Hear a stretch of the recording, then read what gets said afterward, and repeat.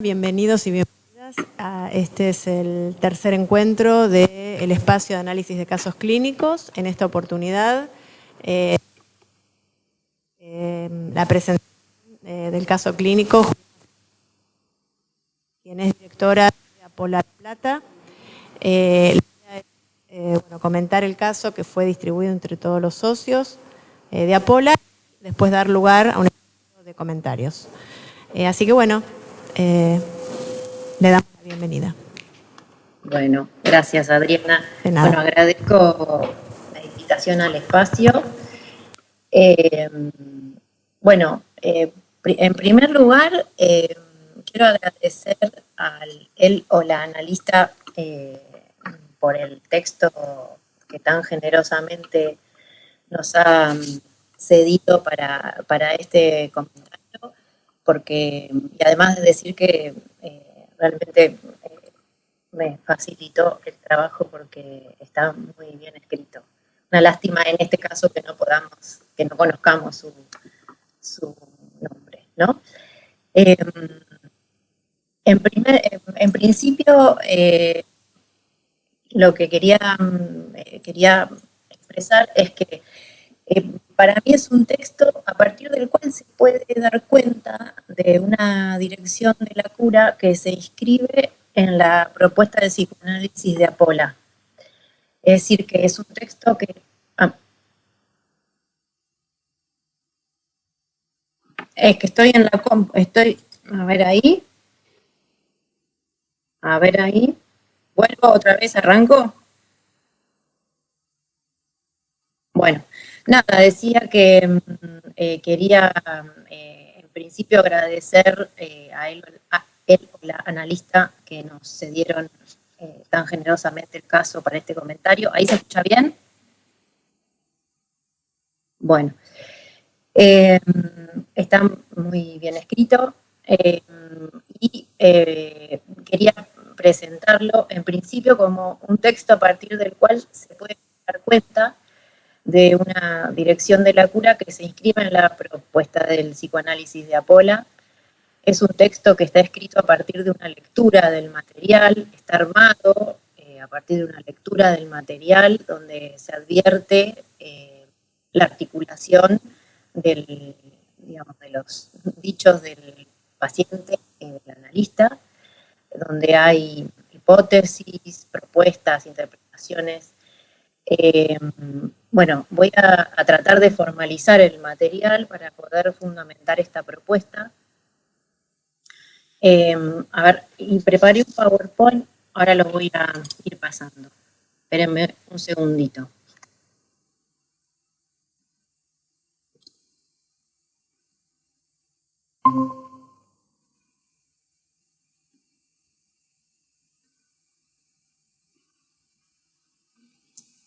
Bueno, es el caso M. Yo lo ordené en dos ejes, en principio. El primer eje tiene que ver con en función de esta propuesta, que es un texto que que propone una dirección de la cura en la línea del psicoanálisis de Apola. El primer eje tiene que ver con la desculpabilización y desresponsabilización.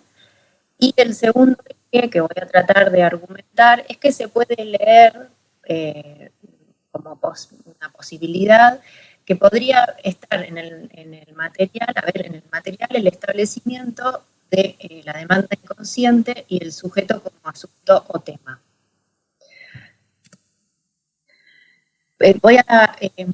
Cuando empecé a leer, leí varias veces el material y me pareció que también en función de la propuesta del programa de investigación, estaba bueno como bajar algunas cartas de ciertas ideas de la teoría para luego poder hablar del material, porque me parece que al menos son las ideas que a mí me permitieron armar esta presentación y esta lectura de la lectura, digamos. Me permitieron hacer una lectura de la lectura del material. Es breve porque la idea no es que sea una clase, pero bueno, me pareció fundamental poder presentarlo. Y luego ordenar el material, tratar de formalizar el material de acuerdo a estas ideas. Voy a traer algunas citas y algunas ideas. Bueno, citas. Una es en relación al primer eje, que tiene que ver con culpa y responsabilidad. En el psicoanálisis que se propone en Apola, a diferencia de otros psicoanálisis lacanianos, lejos de buscar la responsabilizar a quien padece de lo que padece, al contrario, buscar hacer un trabajo que tiene que ver con desarmar esa responsabilidad, con lo cual, bueno, esta cita que Lacan nos permite apoyarnos para ir en esa línea. Dice, recordemos que Freud nos aportó la noción de que la culpabilidad encontraba sus raíces en el inconsciente, articulada sobre un crimen fundamental al que nadie puede ni tiene que responder individualmente. La razón, sin embargo, está en lo más profundo del hombre, pues el deseo es sucesión del lenguaje articulado, aun cuando no sea articulable. Es decir, que la culpabilidad va a estar en una razón que tiene que ver con el lenguaje articulado, con el deseo, que es sucesión del lenguaje articulado, aun cuando no sea articulable. En el material yo creo que algo de eso va a aparecer y bueno, cuando lleguemos al material lo voy a tratar de fundamentar. Luego, algunas sobre el sujeto, porque como les comentaba, el otro eje tiene que ver con el sujeto. Hay muchas, ¿no? Por supuesto. Seleccioné dos para que estén presentes. Son los dos de mi enseñanza. El sujeto está fabricado por cierto número de articulaciones que se produjeron y ha caído como un fruto maduro de la cadena significante. Ya cuando nace, cae de una cadena significante a la que precisamente subyace lo que llamamos el deseo de los padres. Es decir, que el sujeto, bueno, claramente como se va a ver en la siguiente cita, no tiene que ver con el individuo, con lo individual, sino que es un efecto y tiene que producirse, es decir, que requiere de un trabajo con el significante, el trabajo del analista con el significante para que se produzca. La siguiente cita es, el sujeto del que se trata no tiene nada que ver con lo que se llama lo subjetivo y lo vago en el sentido de lo que mezcla todo, ni tampoco con lo individual. El sujeto es lo que defino en sentido estricto como efecto del significante.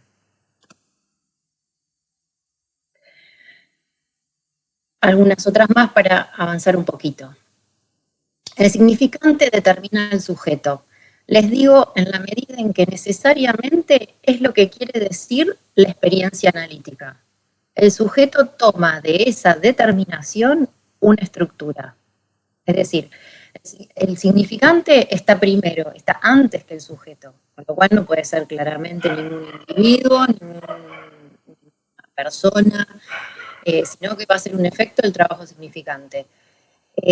Y es lo que quiere decir la experiencia analítica. Es decir, que para que haya experiencia analítica tiene que armarse un sujeto a partir del significante.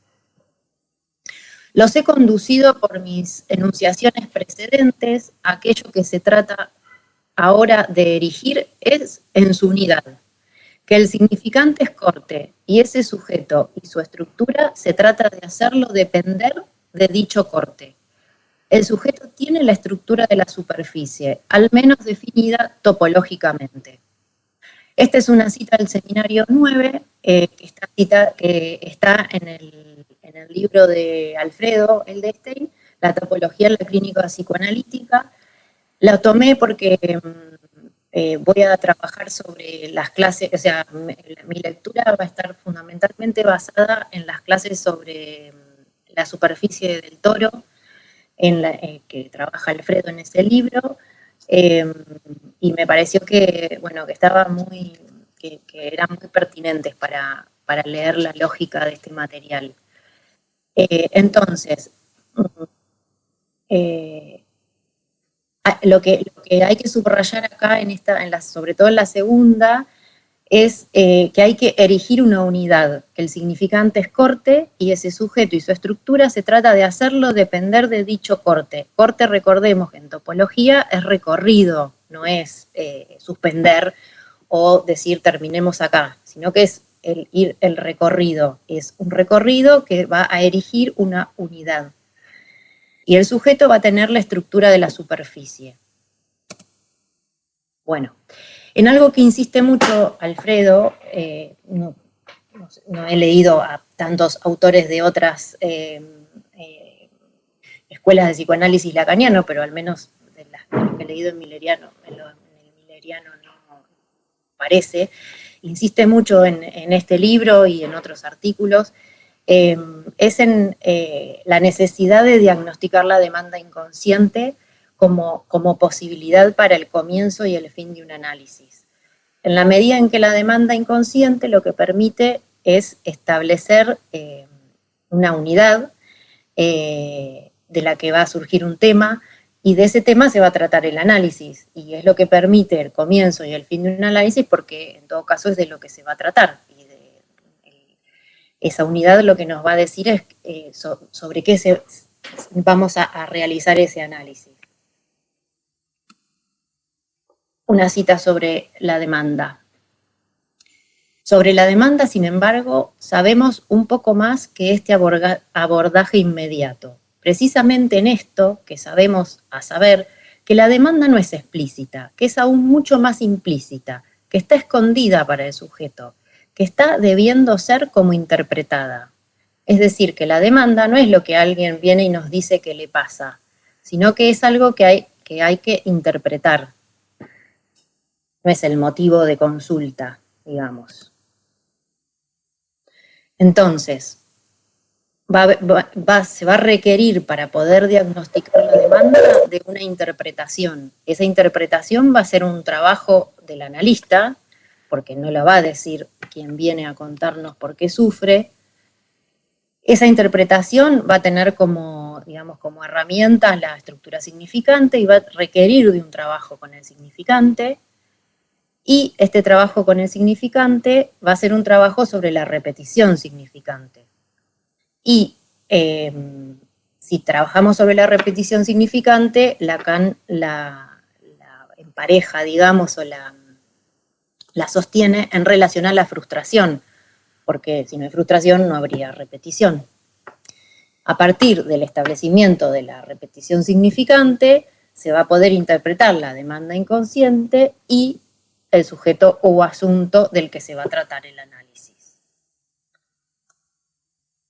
La repetición significante en relación a la demanda supone, topológicamente, acá no es una clase claramente, pero voy a poner algunos esquemitas para poder luego trabajar sobre el material, ¿no? La demanda lo que supone es una repetición, o sea, requiere al menos 2 bucles, ¿no? Vamos a trabajar 2 bucles, digamos, 2 vueltas significantes, y para eso necesitamos, como superficie, la superficie del toro.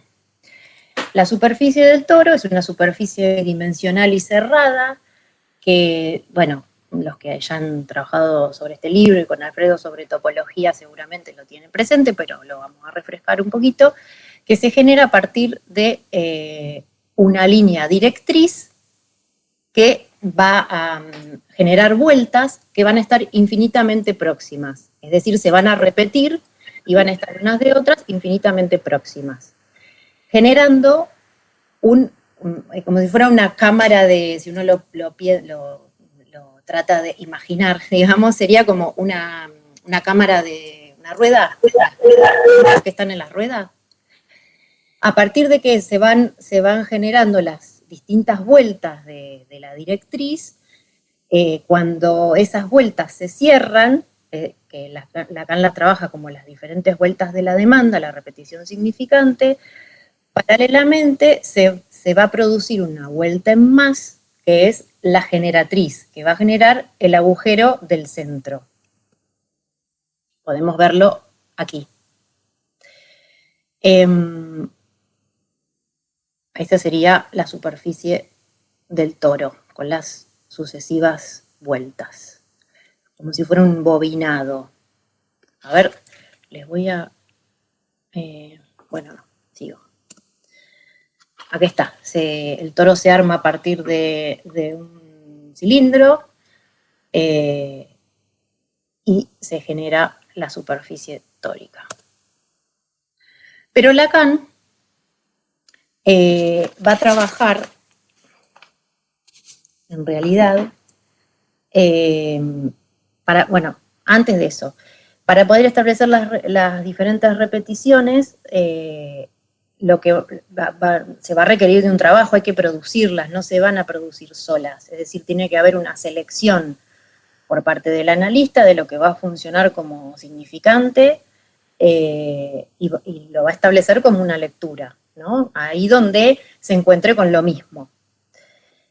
Pero Lacan lo va a trabajar en realidad en su forma como completa, para que haya una estructura. Lacan sostiene que lo que tiene que producirse es un abrazo de dos toros, en la medida en que trabaja con la idea de cadena significante, ¿no? Desde función y campo, y en instancia de la letra produce la idea de cadena significante como anillos de un collar que se sella en otro collar hecho de anillos. Por eso no podemos trabajar con un solo toro, ¿no? Sino que para que se produzca el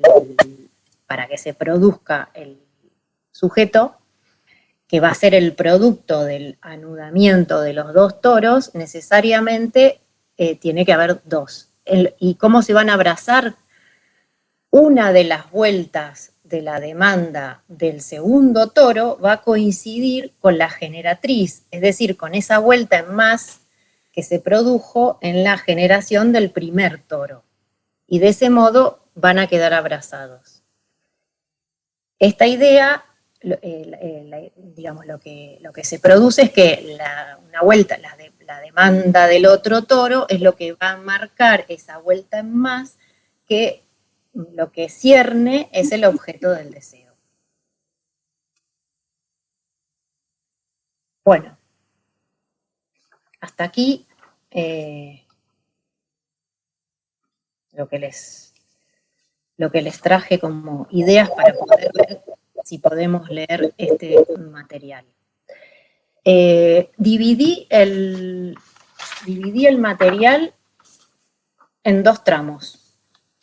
Es difícil cuando uno divide así porque podría parecer en un primer momento que es una división cronológica, a partir de una lectura cronológica del material, que en principio sí, pero también necesariamente hay un trabajo sincrónico, porque, digamos, para poder hacer esta división necesariamente hay una lectura que va y viene, ¿no? Con lo cual, para una cuestión metodológica y para poder dar cuenta de los dos ejes que yo les proponía, dividí el material en dos tramos. En el primer tramo, que va desde el motivo de consulta, de M, que tiene que ver con estrés laboral, presión, maltrato, temor a equivocarse, hasta que se produce una interpretación, una propuesta por parte del analista que dice: M siempre ha trabajado para que la culpa y la responsabilidad no sea de él. Está mal redactado, perdón. Y el segundo tramo va después de ahí se produce un nuevo trabajo sobre la historia, alivio. Y hay un segundo tramo, digamos, que va desde la nueva aparición de síntomas panicosos asociados al trabajo a sentirse chupado, presionado, a mediar, no soporta que lo cuestionen, hasta la propuesta de trabajo, que es el final del material, sobre la posición de la madre, trabajo obligado, forzado, trabajo en el mismo lugar que su padre. En el primer tramo, a mí me parece que lo que se puede leer es que se produce un pasaje, y en este sentido es que yo les proponía que va a haber un trabajo en relación a desresponsabilizar. Se pasa de ser muy autoexigente, que la equivocación para él es un drama, el miedo lo paraliza frente a la autoridad, en un trabajo que ya no aguanta más, pero es sin salida.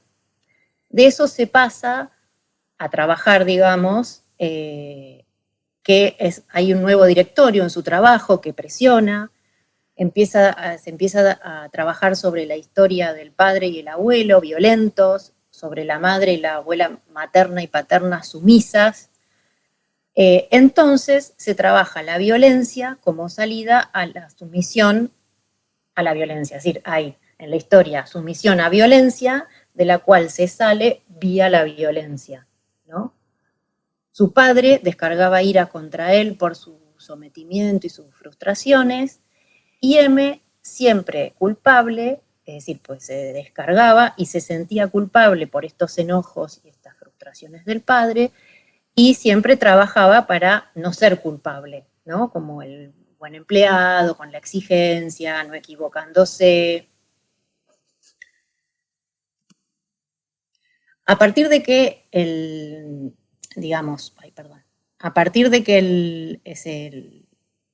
la analista hacen esta propuesta, ¿no? De que el padre finalmente descargaba ira contra él por su sometimiento y frustraciones y que en realidad él siempre ha trabajado para no ser culpable, se genera un efecto de sorpresa y de alivio, ¿no?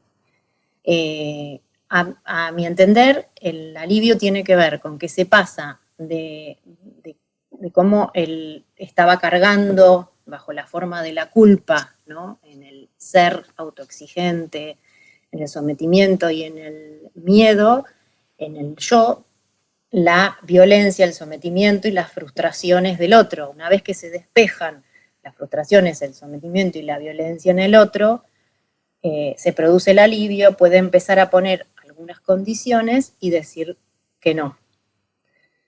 Ese sería un primer tramo. Hasta que en el segundo tramo, después se produce, sigue, digamos, trabajándose sobre la historia, y hasta que aparece en el material otra vez lo mismo, en M, ¿no?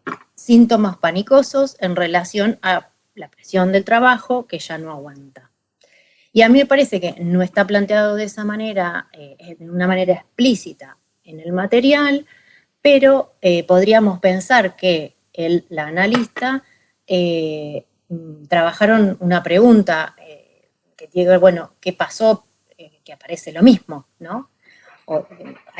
Digamos que esa primera intervención que generó alivio, evidentemente fue parcial, no suficiente, y entonces me da la impresión que ahí lo que se propone es que lo que en realidad hay que empezar a trabajar es en torno al trabajo forzado, obligado y al abandono. Mi idea ahora es proponerles, a partir de qué se desprende de todo el material, el analista pudieron proponer este trabajo. Hay una repetición, por eso otra vez lo mismo, ¿no? Se produce el mismo problema, con lo cual podemos pensar que se puede establecer, ¿no? una demanda, ¿no? La demanda inconsciente en términos de que se produce la repetición y la propuesta que yo les voy a hacer es poder leer dos toros.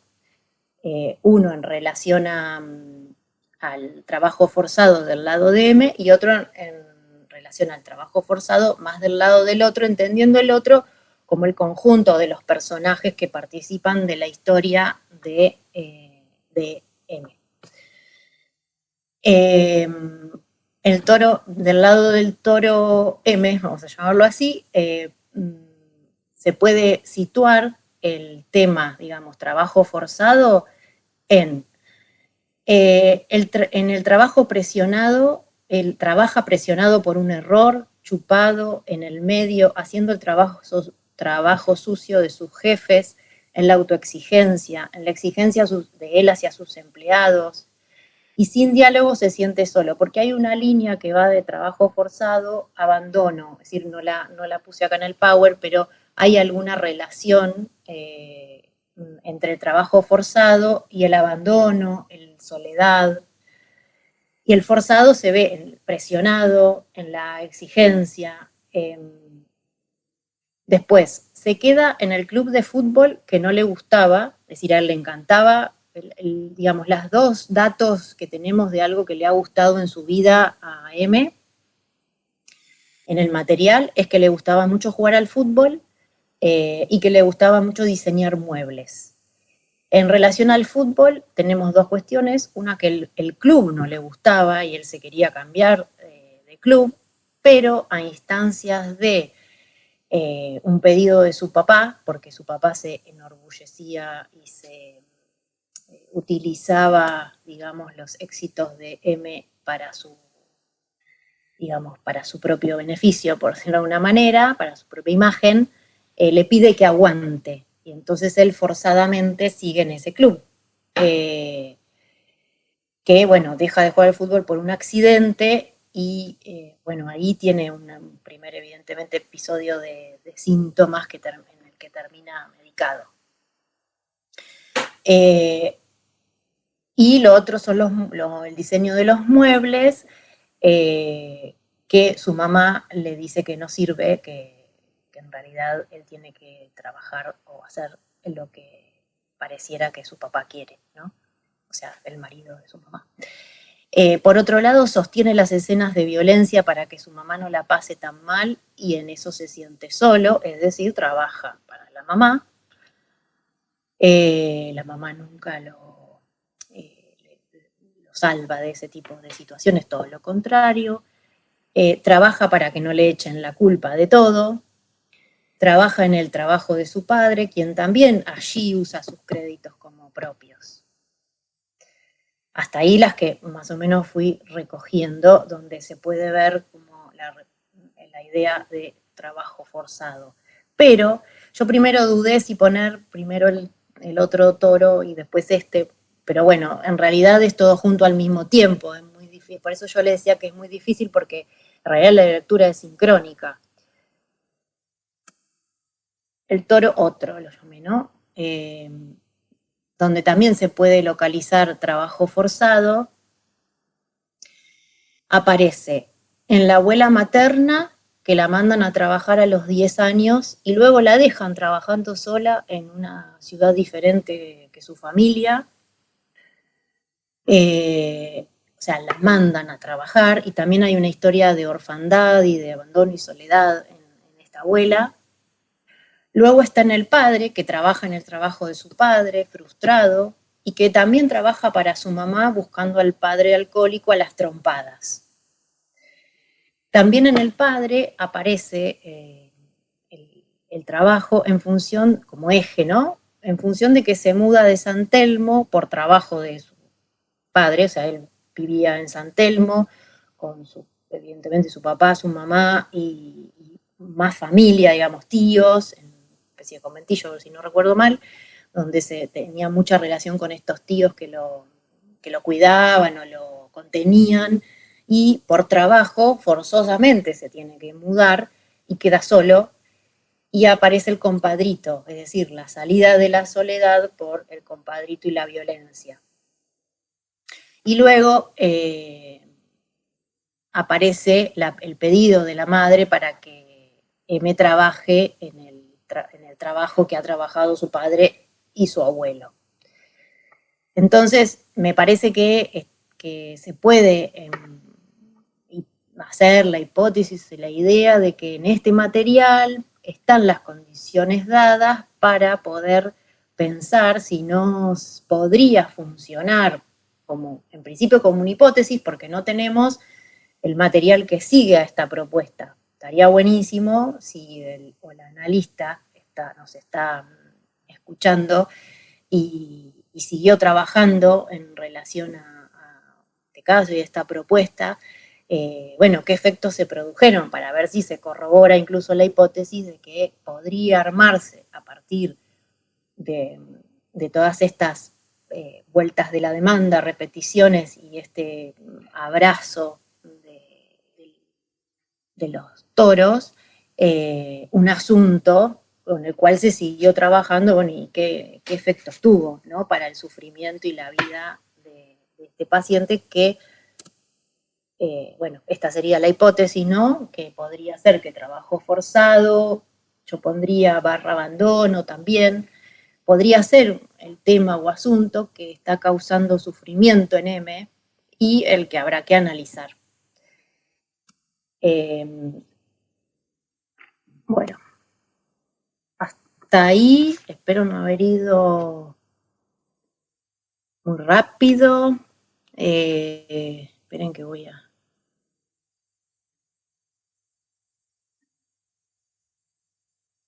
Bueno, hasta ahí lo que más o menos pude armar del material. Quizá por ahí, si hay preguntas o comentarios, podamos intercambiar o se me acuerde alguna cosa que quizá tenía por acá y se me escapó.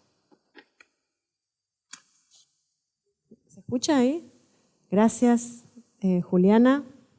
Muy interesante el análisis. Y todo el recorrido teórico también, ¿no? Junto al análisis del caso, que me pareció muy, muy interesante. Y bueno, ahora dejamos abierta el espacio para preguntas o comentarios, dudas que tengan los que están aquí presentes y los que están online para realizar. Gracias.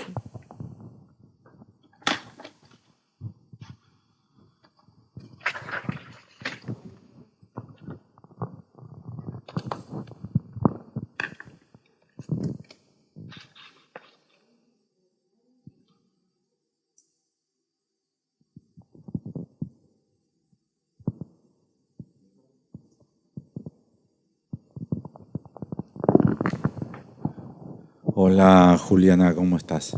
Hola, Alfredo. Mientras surgen intervenciones o preguntas, quería hacer un breve comentario, porque Dale. vos introducís la idea de unidad, que estrictamente hablando podría ser descrito como lo más antilacaniano que se podría decir, ya que el lacanismo todo se apoya en la idea de castración, no todo, no cortar, que siga hablando, siempre se puede dar solamente una perspectiva y hay otras múltiples, etcétera, etcétera, etcétera. Con lo cual la idea de unidad es, estrictamente hablando, para nuestra comunidad de colegas lo menos admisible de todos tus argumentos, que para la comunidad de colegas son todos inadmisibles, pero el de unidad, incluso hasta por tradición, la castración, sería la castración. La castración es no todo. Y para solamente abonar a tu argumento, quería plantear primero la idea de paréntesis, ¿no? Que como se utiliza en cálculo matemático, todo lo que queda comprendido en el paréntesis tiene que ser tomado por una unidad, tanto sus elementos como sus operaciones, y que no hay posibilidad de ningún cálculo matemático medianamente superador de las 4 operaciones elementales que no requiera la idea de paréntesis, que es lo que Lacan trabaja en el paréntesis de los paréntesis de la carta robada.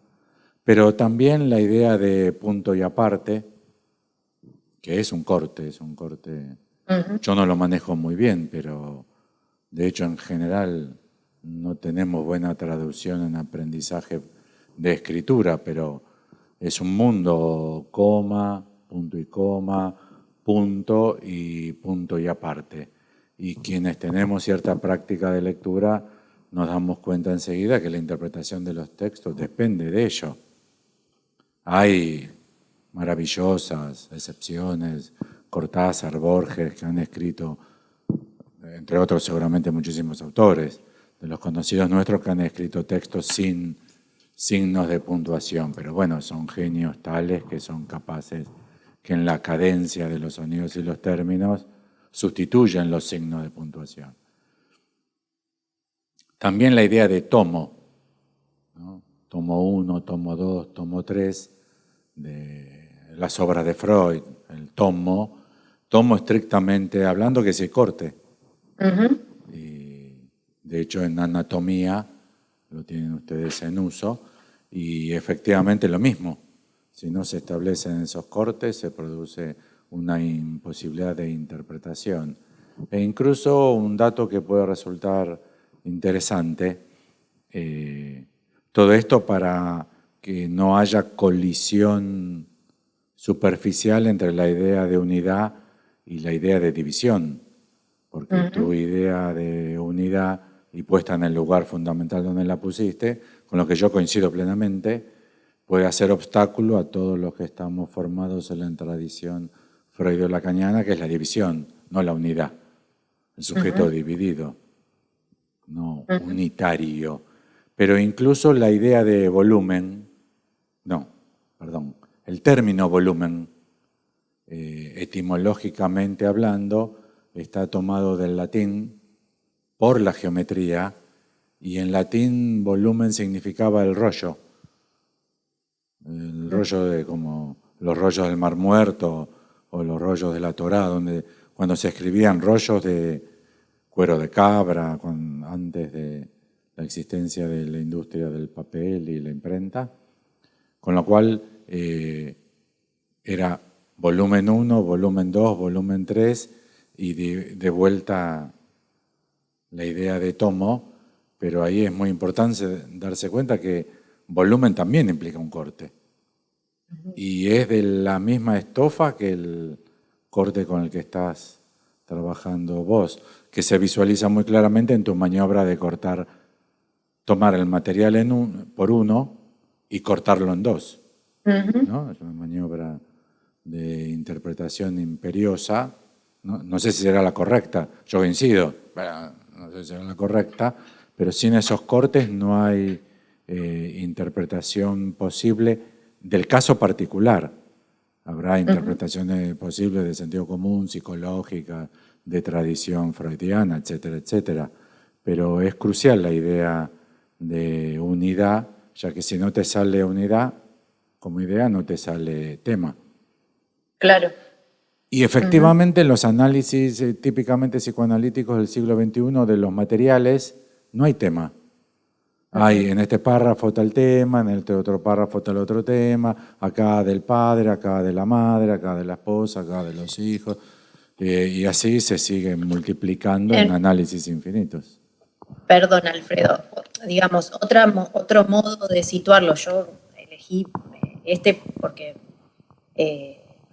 me parece, las ideas que me permitieron leer el material, pero otra posibilidad de escribir, digamos, luego de que se producen los toros abrazados, me acordé porque vos trabajaste como mencionabas los paréntesis, es la fórmula de la neurosis, tal como, digamos, como está escrita en el grafo del deseo, ¿no? Ese barrada rombo D, que también funciona como, si uno lo puede pensar como una unidad, pero en esa unidad está presente, por ejemplo, el sujeto dividido en relación a una demanda que necesariamente tiene que ser establecida. Y nuevamente, ¿no? De eso se va si no se establece eso, ¿de qué se va a tratar el trabajo?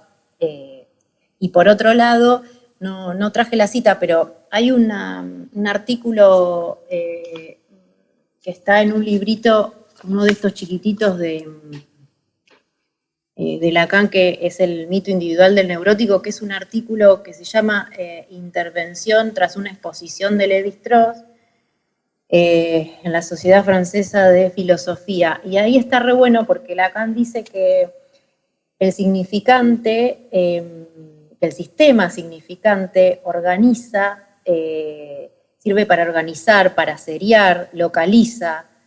Y bueno, a veces en estas conferencias tiene un modo como más coloquial de decir, ¿no? Porque he dicho en escritos o en los seminarios, pero un poco es esto que vos estabas trabajando en relación al corte, permite como ordenar el material, ¿no? Como panzurrarlo y poner columnas y establecer oposiciones y repeticiones, y necesariamente requiere de que uno elija, porque si uno sigue a la letra el material, que es como la primera lectura que uno hace, hay un montón de temas que se podrían haber como trabajado, porque hay un montón de material sobre la historia, por suerte, de las diferentes generaciones incluso, que seguro que en un trabajo, digamos, día a día en las sesiones muchas veces pasa que se va como abriendo para otros lados, pero bueno, la idea es tomar algún eje. Y me facilitó el texto porque hay una lectura hecha y hay una propuesta, ¿no? Lo que yo hice fue formalizarla, como preguntarme, bueno, a ver esto, de dónde lo propone y empezar a rastrear y ordenar el material.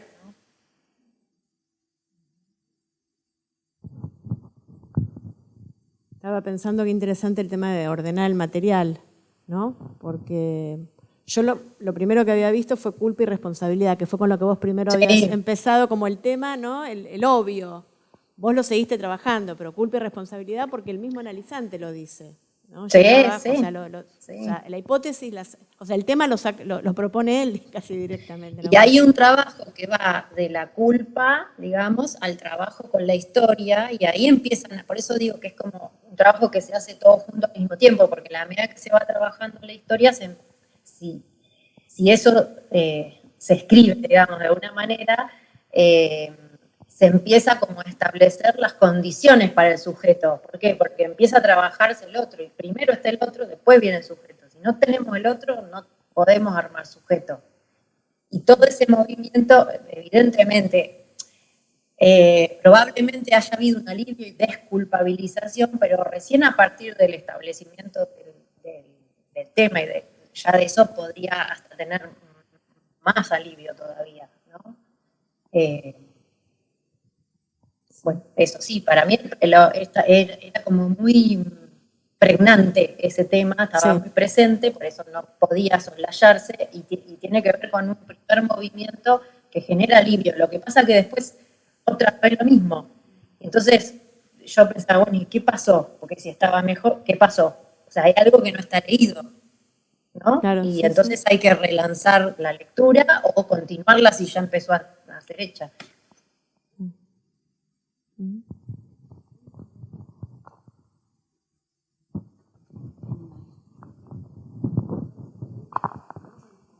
Hola Juliana, ¿cómo Hola. estás? Muchas gracias por tu presentación, excelente, porque me permitió a mí como poder dar un sentido a cosas que yo había ido, digamos, pescando de manera aislada.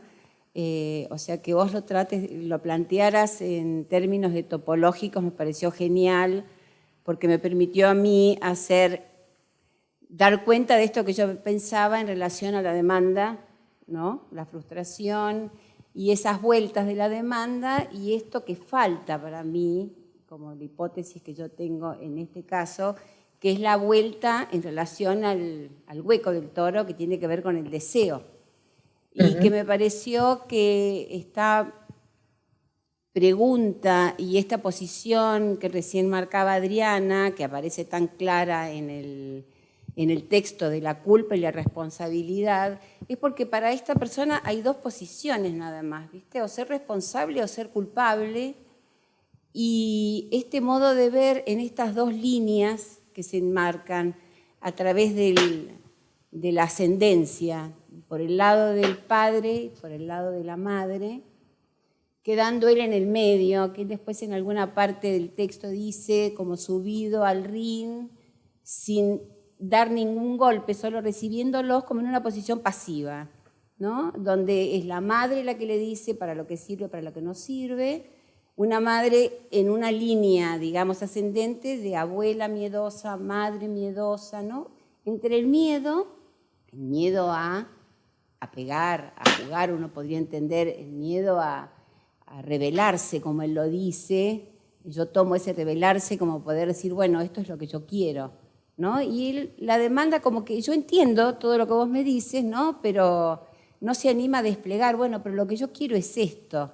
Y de hecho estuvo 35 años trabajando y aguantando en una empresa donde tiene un cargo que ni siquiera eligió porque, bueno, fue la decisión del padre, no tengo en claro si es por instigación de la madre, porque hay una parte en donde dicen que padre y madre se complementaban, con lo cual esta antinomia de la parte violenta de un lado, que sería la ascendencia paterna, ¿no? Del compadrito, del abuelo que era guardaespaldas, y por el otro lado de estas mujeres aparentemente muy forzadas, maltratadas, dejadas, bueno, pareciera ser que no sería tan así. Creo que por eso el analista abre la pregunta por la madre y la historia de esa madre en relación a la demanda con él. Pero bueno, eso fue más o menos, y te agradezco porque me parece que ahí pude encontrar yo una respuesta a lo que venía pensando. Gracias. Bueno.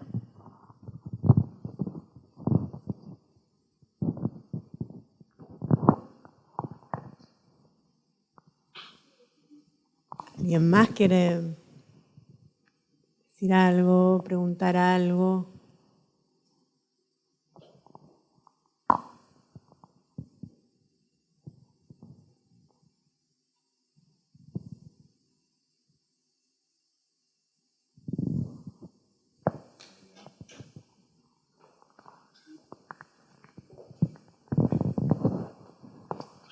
Hay también, me da la impresión en el caso, una maniobra que se podría iluminar dentro de culpa y responsabilidad, y es lo que él dice de trabajar para no ser culpable. Es interesante pensar eso. Hay dos formas de encararlo. Una es hacer todo bien, intentarlo, en el mejor de los casos. La otra es hacer todo de tal manera de uno no quedar pegado, no ser el culpable. Entonces, por ejemplo, tomar un proyecto y decirle a tal auxiliar que se haga cargo él, o tener un desafío y proponer, bueno, esto se resuelve en equipo, o hacer un informe y no firmarlo. En los casos de corrupción, tan presentes en la vida cotidiana, en los casos de corrupción es que no te graben, que no haya cámara justo en ese lugar, que todos los que participan de la reunión dejen el celular en la puerta, así no hay filtración, que son también maniobras para no ser culpable. Y me parece que en los casos que tienen los padeceres tanta elaboración por parte de M mismo, de hecho ya había consultado por el mismo problema hacía muchísimos años antes, me da la impresión que también hay que incorporar lo que operó como recurso fallido para el problema. No solamente en el problema, su estructura y su origen, la participación. El problema sería lo que vos llamabas tema, asunto, sujeto. Porque muchas veces si no se opera también con los recursos fallidos, puede dejarse abierto una vía de la repetición sintomática.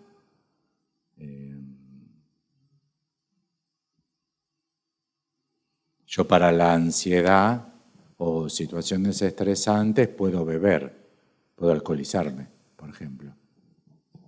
Y es mi recurso, o tomar ansiolíticos, o matar a golpes a alguien, como en este caso, hacer un patobica. Y entonces cuando estoy muy alterado, tengo un problema, golpear a alguien, que ya es el recurso terapéutico instrumentado en el propio caso. Y me da la impresión que también corresponde, en el recorrido que se hace, analizar los recursos que fueron implementados para la operación con el problema. Primero porque si uno analiza el recurso, también aparece qué diagnóstico del problema hubo hasta ese momento, ¿no? Porque el recurso que se utiliza para el problema, si es el que se utiliza para el problema, no importa si es él, la mamá, el padre, la familia, todos, no importa, es una interpretación del problema. Si yo me alcoholizo frente a la angustia, entonces de alguna manera estoy interpretando que lo que tengo que reducir es el efecto de la angustia sobre mí, no la causa del problema. Es una interpretación. Y segundo, porque analizar sus fallos, los fallos del recurso instrumentado en el caso, puede contribuir a cortar con el automático de ese recurso. Si uno interpreta solo la otra supuesta cara de la banda y no esta puede seguir, a pesar de que el otro trabajo sea fructífero, esta puede seguir prosperando intocada por mucho más tiempo. Por eso también creo que es importante en los casos poder diagnosticar qué recursos se operaron hasta el momento. Porque cuando se consulta, no es porque hay un problema. La gente no consulta cuando tiene un problema. De hecho, incluso Freud y algunos otros autores sostienen que la gente consulta cuando el problema tiende a desaparecer o disminuye. En el medio del problema en su estado más álgido, con lo cual no solamente se consulta por el problema, se consulta por el problema, pero a su vez porque los recursos que se aplicaron al problema han fracasado. En este caso se llama el sin salida. Sin salida no es solamente por la lógica del problema. Si sí no sirve, si no, no sirve, que es un caso típico de sin salida, sino porque también se ha practicado una enorme cantidad de veces un recurso que apareció como el único y entonces voy a buscar otro recurso. Pero es interesante no perder de vista que ya ha habido recursos, maniobras instrumentadas, por cualquiera de los personajes de la historia y del drama o en épocas, etc. En este caso me parece que lo que él intentó es no quedar como el culpable. O sea, debe haber estado esquivando, haciéndole ole a las situaciones para no quedar como el culpable, pero trabajar así es doblemente fatigoso. Sí. Sí, yo...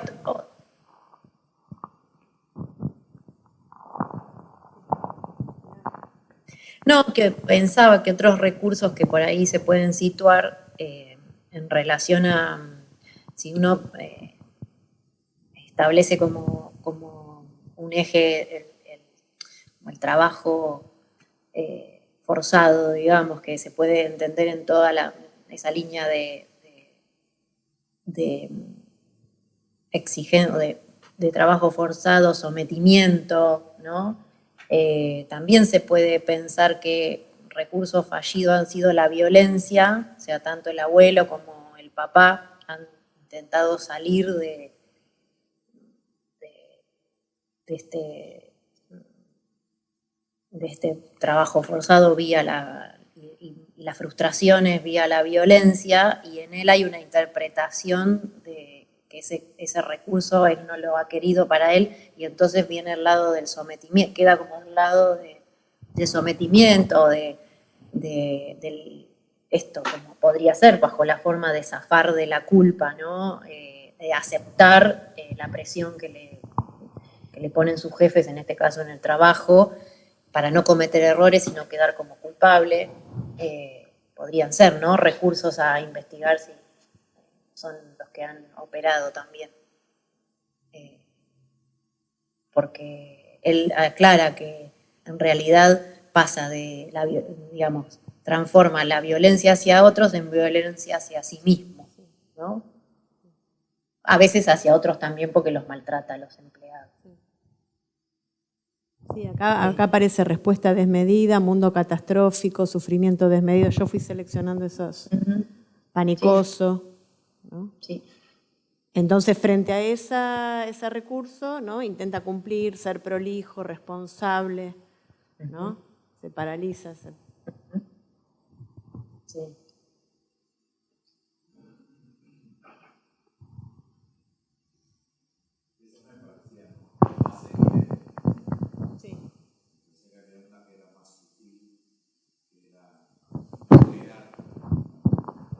No quedar como culpable. No quedar como el culpable. Me parece que debe Claro. haber estado escapándole al gancho, a la conferencia, a poner la cara, que es una maniobra, me parece, más sutil para la propia estructura del caso que la de hacer todo bien, ser puntual.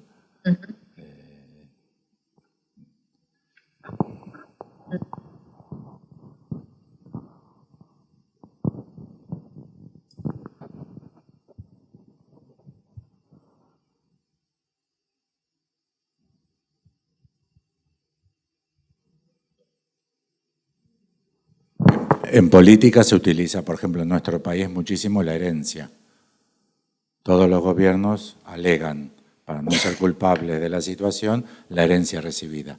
Yo que ya tengo 2000 años acumulados, lo he visto en todos los gobiernos, peronismo de izquierda, peronismo de derecha, radicalismo de centro, radicalismo de derecha, milicos, todos alegan la herencia recibida, que es un recurso para, bueno, no soy responsable. Bueno, recién llevo 2 años, 3 años, 1 año y medio. Lo he visto en todos los gobiernos, que es una maniobra para eso.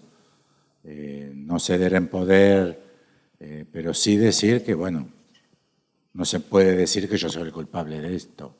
Me parece que él tiene, en este caso se ve que él mismo alega utilizar ese recurso.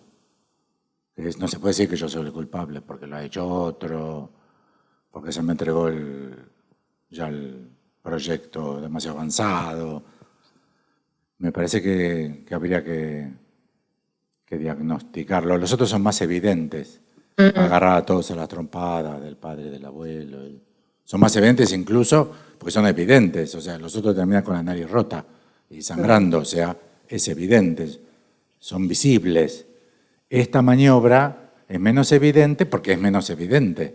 Porque es ir ocultándose en las sombras para no ser culpable y responsable, que no le ha funcionado, pero me parece que hay que diagnosticar el recurso fallido. Acá dice María Celia Martín en el chat, dice, siguiendo lo que dice Alfredo, se le partió la cabeza cuando tiene que contestar un pedido de informe donde no puede hacer ole. Y creo que sí. Pero si no se interpreta, puede, y esa es la responsabilidad del analista, puede favorecerse que eso siga en vigencia por más tiempo. Claro. Porque si se interpreta podría parecer, no lo había pensado. O sea, que si no se lo interpreta, no se ha pensado. Y entonces queda invisible. Cristina. No, me quedaba pensando por fuera de este escenario, digamos así. Pensaba que había quedado el lugar vacante del deseo de esta persona, no aparece, no se vislumbra, nada, no hay nada de que tenga que ver con eso. Y que tal vez ponerlo a jugar como pregunta o de alguna manera como variable cambia un poco esto, ¿no?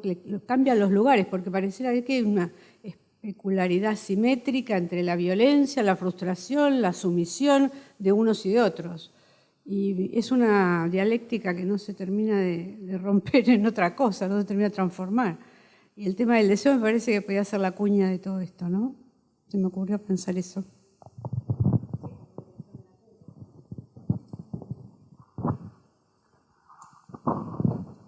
dirección de la cura, ¿no? O sea, orientarlo hacia una posición deseante, correrlo de las demandas, que él empiece a ubicar, que se ubique en relación al otro en otro lugar, ¿no? A este otro como todos los representantes de otros, ¿no? Claro, lo que pasa es que si trabajando con la idea de que el deseo es el más allá de la demanda, se vuelve fundamental primero establecer cuál es la demanda inconsciente para luego poder cernir cómo está funcionando, si es que está funcionando y cómo está funcionando. Si no está funcionando, estamos en otro lugar, ¿no? Pero el deseo, qué marcas ha recibido de la demanda, ¿no? Y en ese sentido empezar a poder pensar qué hacer con esas marcas, cómo posicionarse frente a esas marcas, ¿no? Pero por eso este es como un trabajo preliminar necesario, Claro. porque el deseo es más allá de la demanda, por lo cual primero hay que establecer la demanda, si no, va a estar difícil lo otro.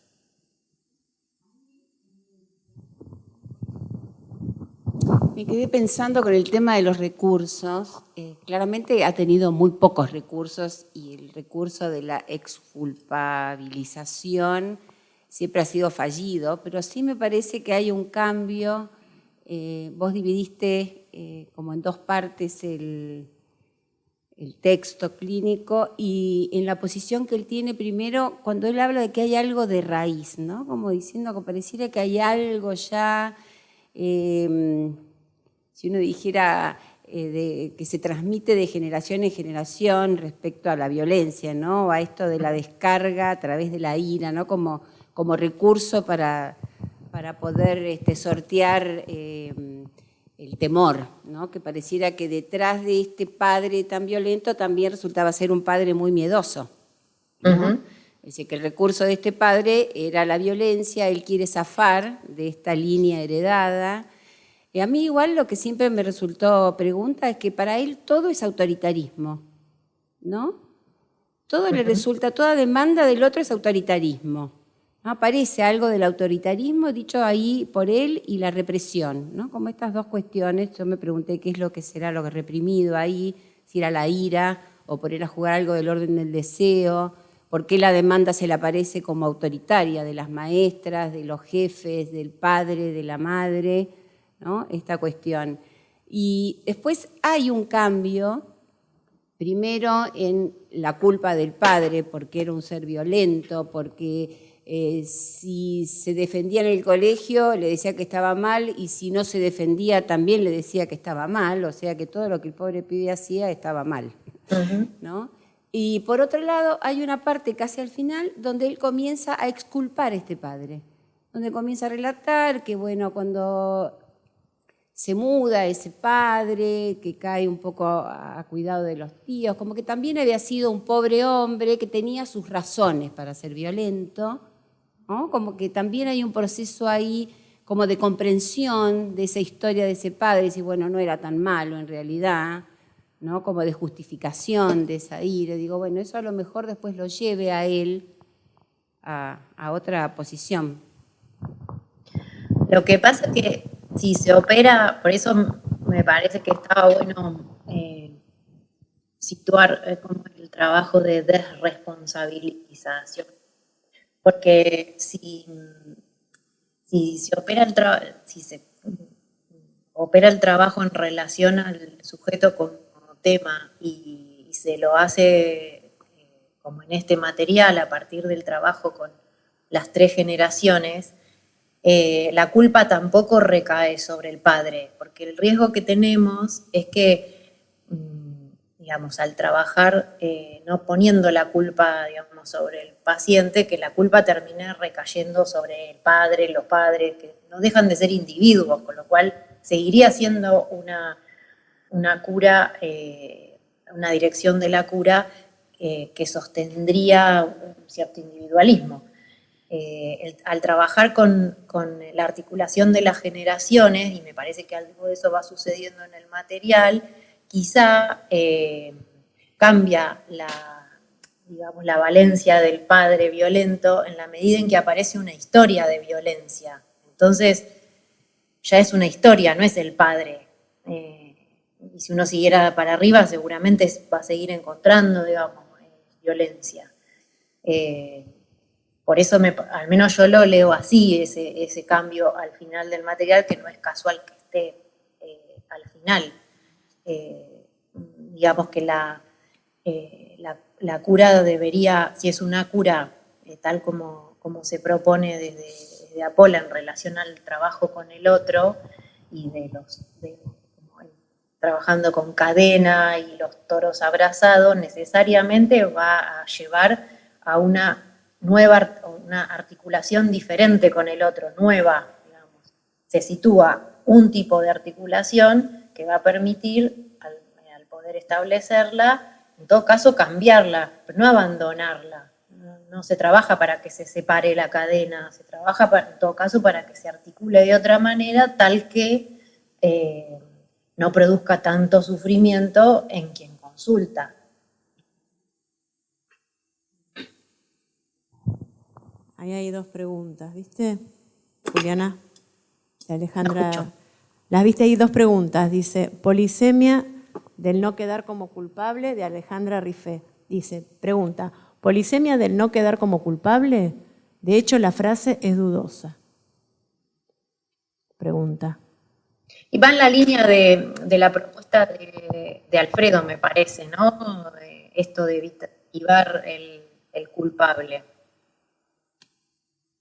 No que, como que la frase no quedar como culpable, por ahí va en la línea de la interpretación que proponía Alfredo, ¿no? Como de esquivar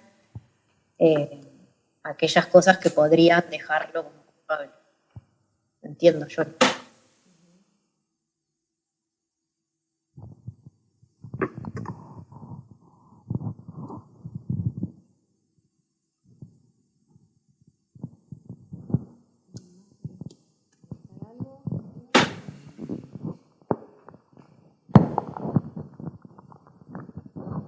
Con la idea de cadena, interpretación, corte, también, Juliana, podríamos pensar que un fin de análisis y exitoso en cualquiera de los sentidos que esto se plantee, no sea necesariamente disminuir el sufrimiento, sino, por ejemplo, podría ser también cambiar el sentido o el significado. Sí. Por ejemplo, sigo sufriendo. Me acuerdo de, ¿cómo se llama este humorista y dibujante que tuvo ELA? Fontana Rosa. Fontana Rosa.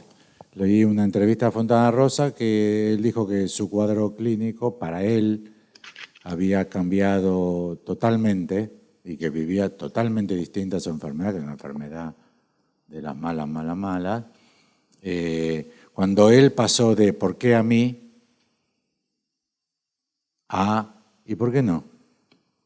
Cuando le cayó él, ¿y por qué no a mí? Me toca a cualquiera, me tocar a mí. Dice que se alivió plenamente y bueno, obviamente como falleció de él, los síntomas corporales deben haber sido peores, se imaginan, ¿no? Una enfermedad con ese deterioro. Pero con lo cual a veces la dimensión de condena, la dimensión de no se va a modificar tampoco en el futuro. O sea, el cambio de sentido también puede ser. No necesariamente el origen del tratamiento, con el pedido de consulta, tiene que ser por un aumento del sufrimiento. Puede ser justamente en un momento no tan malo del sufrimiento ocasionado por los síntomas. Y a su vez el final también puede ser regido en otras lógicas que no sean necesariamente la del monto del sufrimiento. Sí. Que se aproxima más a sujeto nuevo de Lacan, ¿no? Sí. No, puede ser de nuestro campo y que tenga un valor específico de nuestro campo, pero regularlo en función de un monto como única variable acota muchísimo el campo de posibilidades del análisis, especialmente en la cabeza del analista, digo, ¿no? Que nosotros estemos buscando que disminuya eso, ese X. Sí, no. Es una búsqueda que quizás sea muy valiosa. No, en realidad la idea sería una articulación que permita vivir de otra manera la que viene viviendo. Y eso, claro, eso ya es otro mundo. Y que evidentemente le trae problemas en función de la frustración que conlleva. Uh-huh.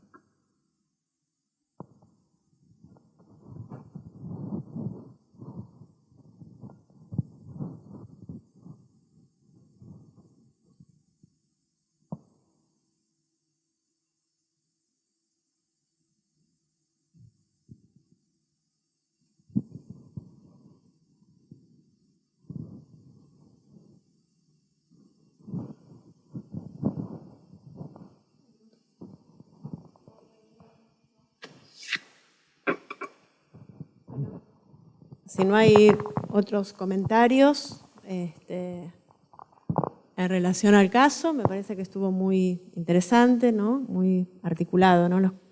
Los conceptos teóricos, lo que pudimos pensar juntos, ¿no?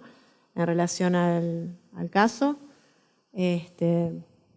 Damos por finalizado el espacio. Yo quería aportar también que la escritura del caso estuvo buenísima. Que estaba muy bien escrito, ¿no? Y que ahí habla del lugar del analista en la escritura también, ¿no? De que está en un lugar muy cercano a la escritura en su posición, ¿no? Eso también quería agregar. Así que bueno, gracias a Juliana, muchas gracias por presentar. Gracias a ustedes. Bueno, hasta la próxima. Nos vemos la próxima. Gracias. Adiós. Chau. Chau.